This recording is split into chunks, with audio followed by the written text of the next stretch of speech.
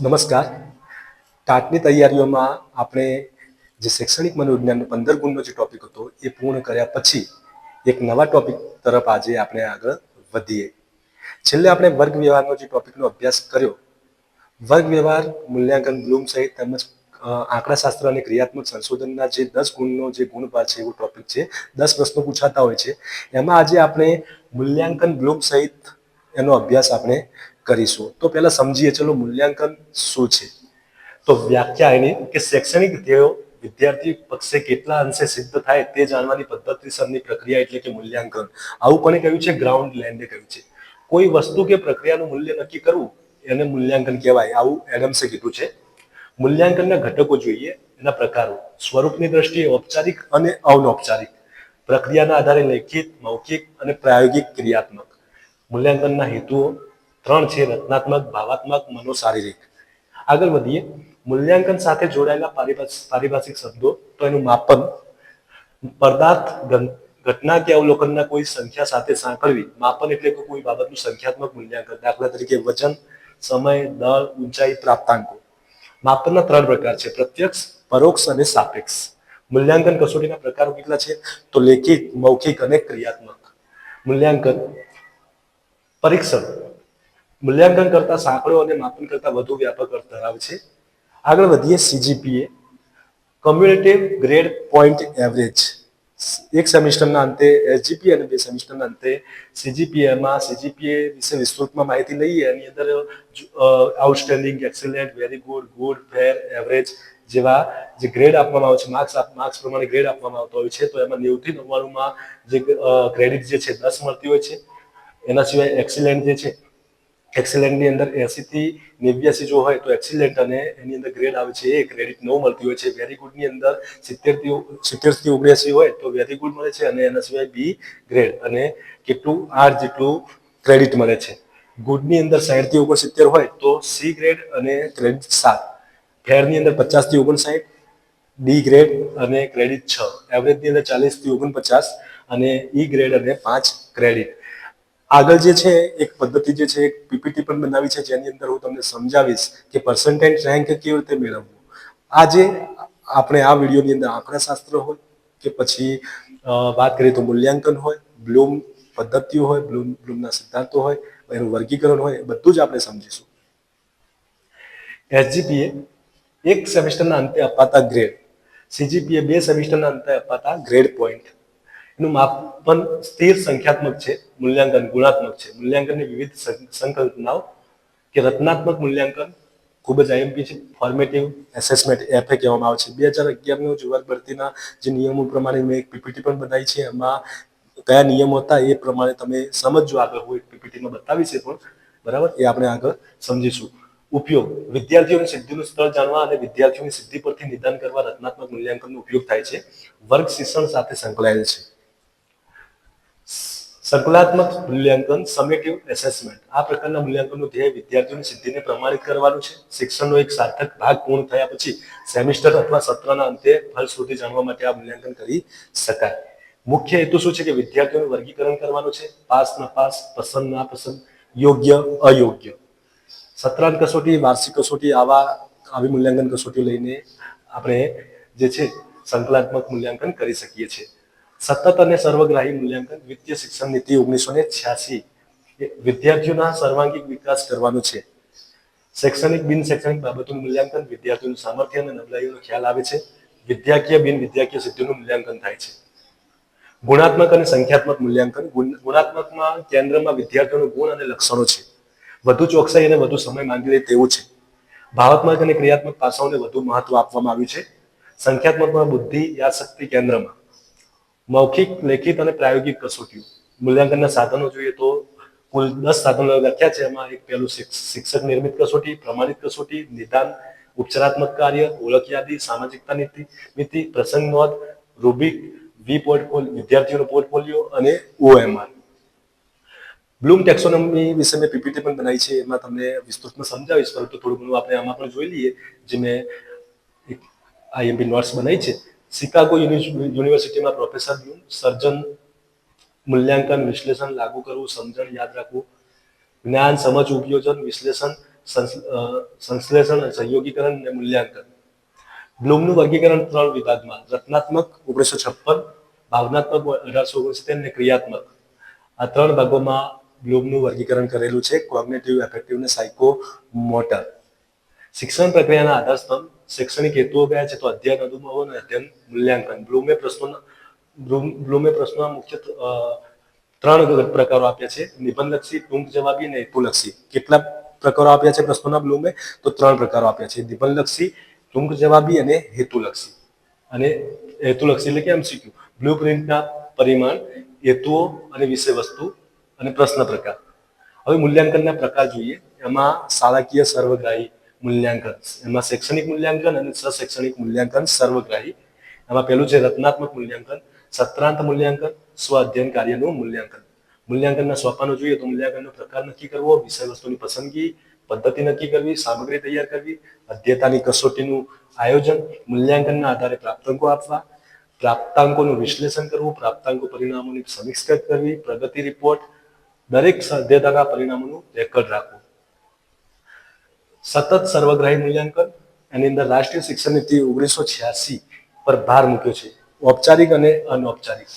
અનૌપચારિકના સાધનો તો ક્રમ માપદંડ, ઓળખ યાદી, અવલોકન, સ્વમૂલ્યાંકન અને મુલાકાત. શાળાકીય સર્વગ્રાહી મૂલ્યાંકનમાં આરટી 2009 કલમ 29 મુજબ પ્રત્યક્ષ ગ્રેડિંગ ધોરણ 1 અને 2 માટે, પરોક્ષ ગ્રેડિંગ ધોરણ 3 થી 7 માટે, ધોરણ 8 માટે ગુણ અને ગ્રેડ બંને. હવે આપણે મારી જે પીપીટી છે એ પીપીટી પ્રમાણે આપણે થોડો અભ્યાસ કરી લઈએ. મૂલ્યાંકન બ્લૂમ સહિત અને આંકડાશાસ્ત્ર. આપણે જે પહેલા મેં મારું જે નોટ્સ બનાવી એમાં આપણે ઘણું બધું સમજી જ ગયા છીએ, પરંતુ અમુક વસ્તુ જે છે એ આપણે સમજીએ. આજે શાળાકીય સર્વગ્રાહી મૂલ્યાંકનમાં જે જૂનો જે વર્ગ ભરતીના જે 2011 પ્રમાણે જે નિયમ જે હતો એ આપેલો છે. આની અંદર 33% ગુણ મેળવવા, એફએ, ફોર્મેટિવ અસેસમેન્ટ, સમેટિવ અસેસમેન્ટ, પછી ગ્રેડિંગ 33%થી ઓછા ગુણ મેળવનારને E1 અથવા E2. ધોરણ 10 નું પણ આપ્યું છે. આંતરિક મૂલ્યાંકન 30%, ભારાંક એફએ અને એસએ દ્વારા. બોર્ડની પરીક્ષાને 70% ભારાંક. હા, આ ખૂબ જ અગત્યનો પોઈન્ટ. Percentile rank. આજના જે પરિણામો હોય છે એની અંદર જે પીઆર જે હોય છે કેવી રીતે શોધાતો હોય છે એ આપણે સમજીએ. કે વ્યાખ્યા. પર્સન્ટાઇલ એ વિદ્યાર્થીના ગુણ કરતાં ઓછા ગુણ ધરાવતા વિદ્યાર્થીની ટકાવારી દર્શાવે છે. વિદ્યાર્થીઓના ગુણ કરતાં ઓછા ગુણ ધરાવનાર જે વિદ્યાર્થીઓ હોય એમની ટકાવારી પીઆરમાં હોય છે. સૂત્ર શું છે? પીઆર બરાબર વિદ્યાર્થીથી ઓછા ગુણ મેળવનારની સંખ્યા. શું કરવાનું છે? વિદ્યાર્થીથી ઓછા ગુણ કેટલા વિદ્યાર્થીઓ વર્ગમાં મેળવ્યા છે એની સંખ્યા પહેલા લખવાની છે, ગુણ્યા 100 કરવાના છે અને ભાગ્યા વર્ગમાં વિદ્યાર્થીઓની કુલ સંખ્યા લખવાની છે. બરાબર. પીઆર બરાબર n ભાગ્યા n ગુણ્યા 100. n એટલે કે વિદ્યાર્થીથી ઓછા ગુણ મેળવનારની સંખ્યા, પછી ભાગ્યા કરીએ એટલે કે વર્ગમાં વિદ્યાર્થીઓની કુલ સંખ્યા, બરાબર, અને ગુણ્યા 100. n બરાબર વિદ્યાર્થીથી ઓછા ગુણ મેળવનાર વિદ્યાર્થીઓની સંખ્યા, n બરાબર વર્ગમાં વિદ્યાર્થીઓની કુલ સંખ્યા. ઉદાહરણ તરીકે જો વર્ગમાં કુલ 60 વિદ્યાર્થીઓ હોય અને કોઈ એક વિદ્યાર્થી કરતા ઓછા ગુણ મેળવનારની સંખ્યા કેટલી? 54 હોય, તો 54 ગુણ્યા શું કરવાનું છે? 100. અને ભાગ્યા કેટલા કરવાના છે? 60 કરવાના છે. બરાબર. જવાબ શું આવે? 90 આવે. આમ તે વિદ્યાર્થીનો પર્સન્ટાઇલ રેન્ક કેટલો થાય? 90 થશે. આ રીતે પીઆર શોધવામાં આવતું હોય છે. આ નિર્દેશકો માટે શૈક્ષણિક પ્રવૃત્તિઓના નિર્દેશકો. એમાં જીવન કૌશલ્યને લગતા જે નિર્દેશકો 8 થી વધુ નિર્દેશકોમાં A ગ્રેડ, 3 થી 7માં B ગ્રેડ, 3 થી ઓછામાં C ગ્રેડ. બેન્જામિન જે બ્લૂમ છે એનો પરિચય આપણે લઈ લઈએ. એમનો જન્મ 21 ફેબ્રુઆરી 1913માં પેન્સિલ્વેનિયામાં થયો હતો. વિચારધારા એમાં તમામ વિદ્યાર્થીઓ શીખી શકે છે. તેમણે શૈક્ષણિક હેતુઓનું વર્ગીકરણ, ટેક્સોનોમી વિકસાવ્યું. અનુભવ જે શંકુ. બ્લૂમનું શૈક્ષણિક હેતુઓનું વર્ગીકરણ: જ્ઞાનાત્મક ડોમેન, લાગણીશીલ ડોમેન અને સાયકોમોટર ડોમેન. કોગ્નિટિવ, એફેક્ટિવ અને સાયકોમોટર. તો કોગ્નિટિવમાં જ્ઞાન, સમજ, એપ્લિકેશન, વિશ્લેષણ, સંશ્લેષણ અને મૂલ્યાંકન. લાગણીશીલમાં ઘટના, મૂલ્યાંકન, સંગઠન અને આંતરિક મૂલ્યો. સાયકોમોટર ડોમેનમાં મોટર, કુશળતા, હલનચલન અને સંકલન. 7 કેટેગરીમાં. Creating, evaluating, analysing, applying, understanding, remembering. હવે આંકડાશાસ્ત્ર વિશે થોડું નોલેજ લઈ લઈએ આ જ ટોપિકની અંદર. એટલે માત્ર આપણે હવે જે મનોવિજ્ઞાનની તૈયારીઓમાં આપણે એક છેલ્લો ટોપિક બાકી રહેશે, ક્રિયાત્મક સંશોધન. ત્યાર પછી આપણે એક નવા ટોપિક સાથે મળીશું જેની અંદર હું તમને વ્યાકરણની તૈયારી કરાવીશ, રીડિંગ પણ શીખવાડીશ. પરીક્ષાના પરિણામોની સરેરાશ કાઢવા અને અર્થઘટન કરવા, શૈક્ષણિક સંશોધનોમાં ડેટાના વિશ્લેષણ માટે અને કસોટીની રચના કરી તેને પ્રમાણિત કરવા માટે આંકડાશાસ્ત્રનો ઉપયોગ થાય છે. મધ્યવર્તી સ્થિતિનું માપ, મધ્યક શોધવા માટે શું કરવું એ આપણે સમજીએ. શું કરવાનું છે કે જે સંખ્યા આપી હોય, કુલ પ્રાપ્તાંકો, એ પ્રાપ્તાંકોનો સરવાળો કરવાનો છે. જેટલા પ્રાપ્તાંકો હોય એના વડે ભાગી નાખવાના છે. એટલે આપણને શું મળી રહેશે? મધ્યક મળી રહેશે. તો મધ્યક માટે વ્યાખ્યા, માહિતીના તમામ પ્રાપ્તાંકોનો સરવાળો કરવાનો છે. પ્રાપ્તાંકોની કુલ સંખ્યા જે હોય ને, જેમ કે કુલ પ્રાપ્તાંકો 7 છે, 7 સંખ્યા આપી, 7 સંખ્યાનો સરવાળો કરવાનો અને એને 7 વડે ભાગી નાખવાનો. વડે ભાગતા મળતી કુલ કિંમત. સૂત્ર છે સિગ્મા x બરાબર સિગ્મા x ભાગ્યા n. ઉદાહરણ તરીકે 6 વિષયના ગુણનો સરવાળો 360 હોય, 6 વિષય આપ્યા છે અને એનું ટોટલ 360 થતું હોય, તો 360 ને કેટલા વડે ભાગવા પડે? 6 વડે ભાગવા પડે. એટલે કેટલો જવાબ આવે? 60. આપણને શું મળ્યું? મધ્યક મળ્યું. હવે મધ્યવર્તી સ્થિતિના માપ, એમાં મધ્ય શોધવાનું આપણે શીખીએ. મધ્ય શોધવું એ પણ એકદમ ઈઝી છે. જે એને શરૂઆતમાં તો આપણે જોવા જઈએ તો એને ચડતા કે ઉતરતા ક્રમમાં આપણે કોઈ પણ સંખ્યા આપી હોય એને ગોઠવી નાખવાની. એકી સંખ્યા આપી હોય કે બેકી સંખ્યા આપી હોય, બરાબર, ચડતા ઉતરતા ક્રમમાં ગોઠવી પછી ત્યાર પછી એક સૂત્ર મૂકવાનું છે, n + 1 ભાગ્યા 2, અને એ સૂત્ર દ્વારા આપણને શું મળી રહે છે? મધ્યસ્થ મળી રહે છે. વ્યાખ્યા, આ માહિતીને ચડતા કે ઉતરતા ક્રમમાં ગોઠવ્યા પછી બરાબર મધ્યમાં આવતો પ્રાપ્તાંક. સૂત્ર શું છે? m બરાબર n + 1 ભાગ્યા 2. મધ્યસ્થ બરાબર n + 1 કુલ પ્રાપ્તાંકો વત્તા 1 કરવાનો છે ભાગ્યા 2 કરવાનો છે. એકી સંખ્યામાં મધ્યની કિંમત સીધી મળે છે, જ્યારે બેકી સંખ્યામાં વચ્ચેની બે કિંમતોની સરેરાશ લેવી પડે છે. બેકી સંખ્યામાં બંને બે કિંમત વચ્ચેની જે હોય એની સરેરાશ સંખ્યા લેવી પડે છે, બરાબર. અને એકી સંખ્યામાં મધ્યની કિંમત સીધી ડાયરેક્ટ મળી જતી હોય છે. મધ્યવર્તી સ્થિતિના માપ, બહુલક, મોડ. જે પ્રાપ્તાંકો આપ્યા હોય અને એમાં સૌથી વધુ વખત જોવા મળતું હોય, બરાબર, જે આંકડો, જે અંક, એ ઝેડ કહેવામાં આવતો હોય છે. વ્યાખ્યા શ્રેણીમાં જે પ્રાપ્તાંક સૌથી વધુ વખત આવતો હોય તેને બહુલક કહે છે. આંકડાકીય સૂત્ર શું છે? z બરાબર 3m - 2x બાર. હવે શું કરવાનું છે? મધ્યક ને મધ્યસ્થ આપેલું હોય, બરાબર, અને એનું બહુલક શોધવાનું હોય આ બંને, ત્યારે આ સૂત્ર 3 ગુણ્યા મધ્યક અને પછી 2 ગુણ્યા મધ્યક આ રીતનું કરવું પડે. દાખલો, જો મધ્યસ્થ m બરાબર 34 અને મધ્યસ્થ m બરાબર 34 અને મધ્યસ્થ 30.5 હોય તો બહુલક z 41 થશે. પ્રશ્નો અને જવાબ કેટલા જોઈ લઈએ આપણે.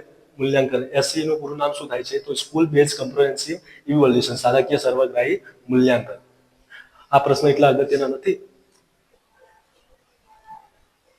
હા, પર્સન્ટાઇલ રેન્ક, પીઆર શું દર્શાવે છે? પર્સન્ટાઇલ રેન્ક વિદ્યાર્થીના ગુણ કરતા ઓછા ગુણ ધરાવતા વિદ્યાર્થીની ટકાવારી દર્શાવે છે. બેન્જામિન